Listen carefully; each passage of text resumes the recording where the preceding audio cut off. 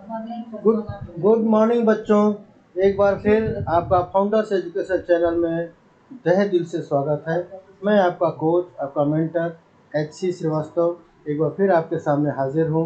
अगर आप इस चैनल पर पहली बार आए हैं तो इसको सब्सक्राइब जरूर कर लीजिएगा और अपने दोस्तों को ज़्यादा से ज़्यादा शेयर करिए ताकि ज़्यादा से ज़्यादा लोग इसका लाभ उठा सकें। आज हम इंग्लिश के नए चैप्टर को लेके आए हैं जिसका नाम है पास्ट परफेक्ट टेंस। ये पास्ट परफेक्ट टेंस को कैसे पहचानें, कैसे इसको ट्रांसलेट करेंगे अंग्रेजी में, अंग्रेजी अगर है तो उसको हिंदी में कैसे ट्रांसलेट करेंगे, ये सारी चीज़ें आज हम सीखने वाले हैं। ठीक है, तो आप तैयार हैं? बिल्कुल। तो शुरू करते हैं हम। पहला चीज़ से शुरू करते हैं, ये है हमारा पहचान।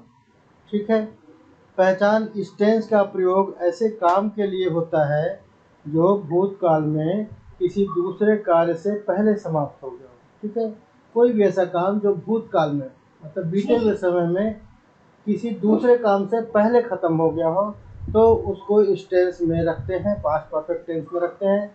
इसके पहचानने का हिंदी वाक्य का तरीका ये है, इसके हिंदी वाक्यों के अंत में चुका है, चुका था या चुके थे आदि शब्द लगे होते हैं। ठीक है, तो इस तरह से हम इनके वाक्यों को, हिंदी वाले वाक्यों को तो पहचान लेंगे।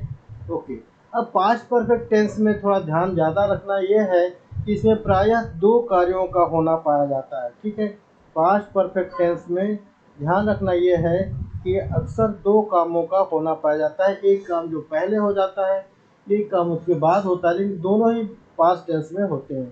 ठीक है, दोनों ही भूतकाल में होते हैं। तो इसी के हिसाब से इसका नियम हम देखते हैं। पहला नियम क्या है?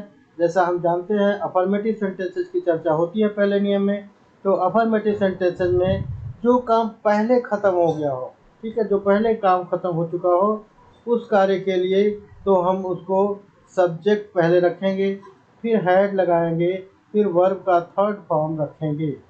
ठीक है, किसके लिए रखेंगे? जो काम पहले समाप्त हो गया हो।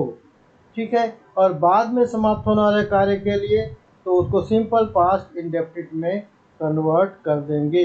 और पास्ट इंडेफिनिट में कन्वर्ट करने में हमें पता है कि हमें वर्ब का कौन सा फॉर्म रखना है बच्चों? तो वर्ब का सेकंड फॉर्म रखना पड़ता है। चलिए एक एक उदाहरण लेके समझने की कोशिश करते हैं।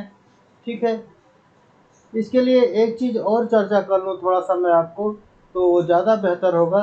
वो चर्चा क्या है कि इस प्रकार के वाक्यों में प्रायः दो क्लास होते हैं, यह हम ऑलरेडी कह चुके हैं। परंतु यदि वाक्य में ऑलरेडी का प्रयोग हुआ, ये ध्यान रखिएगा, अगर वाक्य में ऑलरेडी का प्रयोग हुआ हो तो आपका अथवा किसी निश्चित समय के पूर्व कार्य समाप्त हो गया हो। ठीक है, ऑलरेडी का प्रयोग हो या किसी निश्चित समय से पहले कार्य समाप्त हो गया हो तो एक क्लास होने के बाद भी हैड का प्रयोग करते हैं। एक ही क्लास होगा तो भी हैड का प्रयोग करते हैं। अब आते हैं हम उदाहरण पे फिर से और देखते हैं। पहला उदाहरण क्या है कि कृष्ण पहले ही पत्र लिख चुका था। यहाँ पे देखिए बच्चों, यहाँ पे एक ही क्लास है, लेकिन यहाँ पे क्या है कि हमारा शब्द क्या आ रहा है? पहले ही, ऑलरेडी।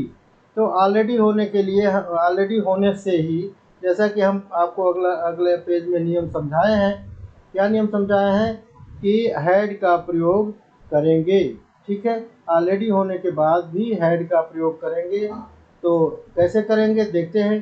कृष्ण पहले ही पत्र लिख चुका था, तो कृष्ण हैड ऑलरेडी रिटन। ठीक है, हैड तो लगाना ही लगाना है, सब्जेक्ट लगाना है, ये आप पढ़ चुके हैं, और वर्ब का थर्ड फॉर्म लगाना है। ठीक है, तो कृष्ण हैड ऑलरेडी रिटन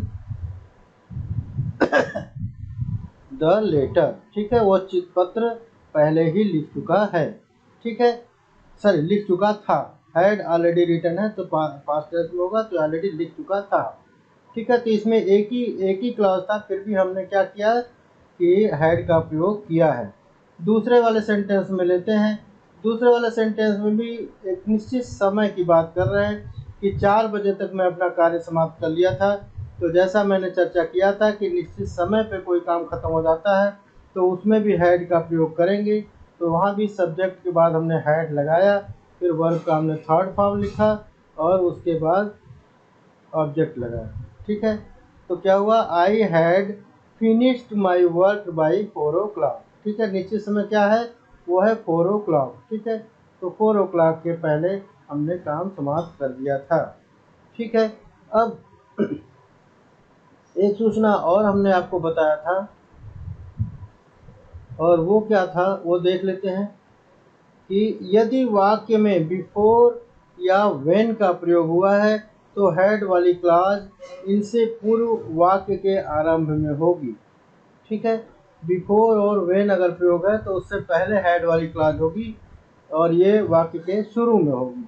और अगर आफ्टर का प्रयोग किया गया है, अगर आफ्टर का प्रयोग किया गया है तो हेड वाली क्लॉज आफ्टर के बाद आएगी। ठीक है, हेड वाली क्लॉज कहाँ आएगी, आफ्टर के बाद आएगी। और बाद आने पे जैसा कि 3 और 4 में हम देखने जा रहे हैं, तो लेट अस सी 3 और 4 लेते हैं और उसमें क्या क्या है। तीसरा सेंटेंस लेते हैं, प्रधानाचार्य के स्कूल पहुंचने से पहले घंटी बज चुकी थी। अब यहाँ पे हमें बिफोर यूज करना है, तो जैसा हमने पढ़ा है कि बिफोर के पहले हैड वाली क्लॉज आएगी, तो द बेल हैड गॉन। ठीक है, द बेल हैड गॉन, घंटी बजने से पूर्व, बजने के लिए बेल रिंग नहीं करते, बेल हैड गॉन करते हैं, तो बेल हैड गॉन। और किसके पहले, द बिफोर द प्रिंसिपल। अब अगला क्लास बिफोर के बाद वाला है, वो किस में हो जाएगा, ये हो जाएगा आपका पास्ट इंडेफिनिट में, और वो क्या हो जाएगा, प्रिंसिपल रीच द स्कूल। ठीक है बच्चों, आगे आगे बढ़ते हैं। और अगला है चौथा सेंटेंस, जैसा हम बोलते हैं तुम्हारे जाने के बाद। अब यहाँ आफ्टर वाला क्लास हम देखते हैं, आफ्टर वाले क्लास के लिए कैसे करेंगे वो देखते हैं। तो the Madan had come here after you had gone. ठीक है, mother had come here, Madan had come here after you had gone. ठीक है, तो इसमें क्या करना था हमें कि परंतु यदि वाक्य में आफ्टर है तो हैड वाली क्लॉज आफ्टर के बाद आएगी। हैड वाली क्लॉज जो है वो आफ्टर के बाद आएगी। ठीक है, हैड वाली क्लॉज आफ्टर के बाद आएगी। और यहाँ पे थोड़ा सा गलत हो गया है, यहाँ क्या लिखेंगे, मदन केम। ठीक है, क्या लिखेंगे, Madan came here after you had gone. ठीक है, तो ये ध्यान रखना होगा हमको। ठीक है, ओके। और इस संबंध में कुछ और वाक्यों को ध्यान देते हैं, जैसे बिफोर और आफ्टर का थोड़ा और प्रैक्टिस हो जाएगा। पहला वाक्य लेते हैं जिसमें हमने बिफोर का प्रयोग किया है। हिंदी क्या है कि हमारे स्टेशन पहुंचने से पहले ट्रेन जा चुकी थी, तो इसको दो तरह से कह सकते हैं कि train had left before I reach the station.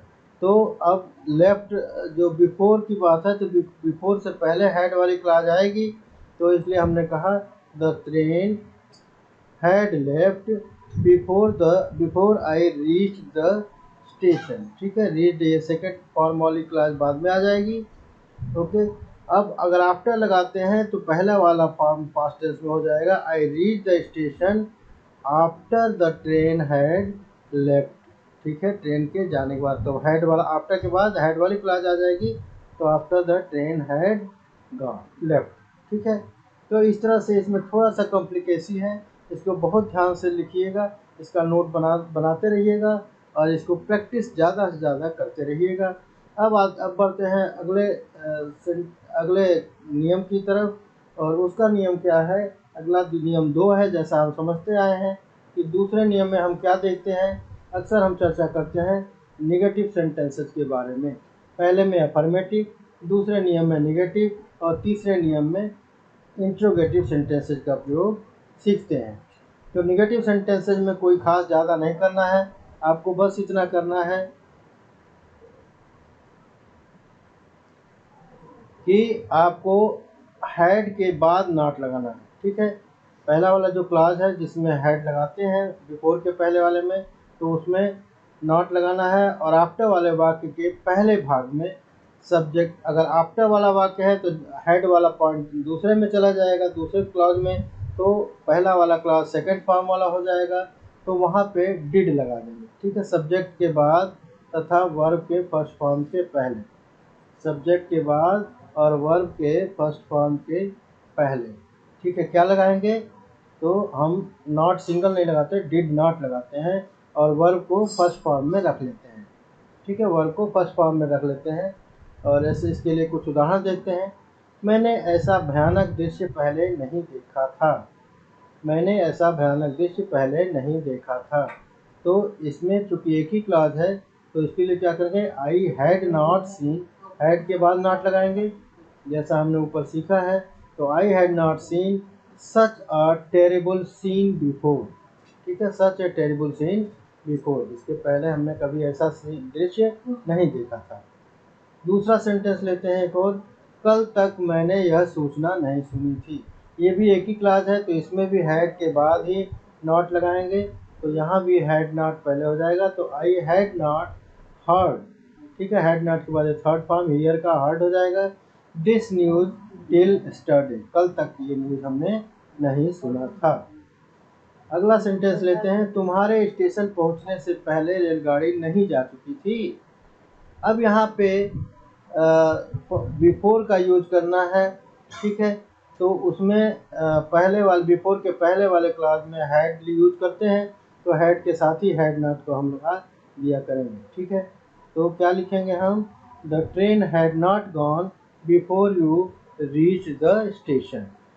ठीक है, इसको क्वेश्चन मार्क लगा देंगे, ये क्योंकि क्वेश्चन मार्क भी है, प्रश्नात्मक शब्द भी है। ठीक है, और अगला और नेगेटिव सेंटेंसेस के लिए लास्ट